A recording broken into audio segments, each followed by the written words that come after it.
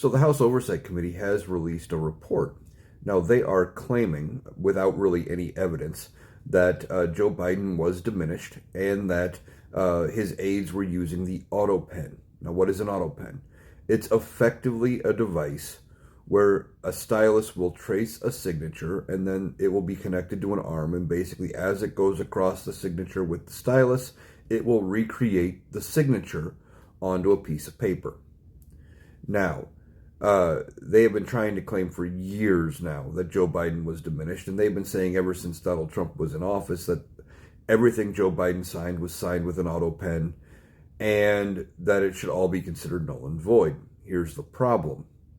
The auto pen has been in use for about 20 years now, at least, and has been deemed legal. So that's not a thing.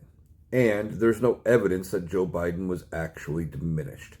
But they're trying to go after Joe Biden and his pardons, specifically the ones that he did on his way out the door in the last day or two, where he pardoned various members of the House Select Committee, where he pardoned Hunter Biden ahead of him leaving office. Why?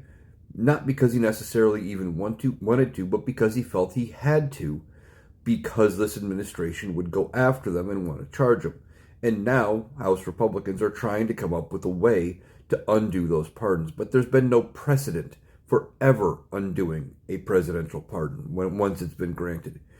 If they come up with this way of doing it, they don't realize, much with a lot of things, when Donald Trump is gone, that the pardons Donald Trump has issued could be somehow undone, especially if they could prove he is in diminished capacity. And, well, there is tons of evidence of Donald Trump being in diminished capacity. I've done numerous videos about how he slurs his speech, how he doesn't know where he's at, appears to be dealing with cognitive issues.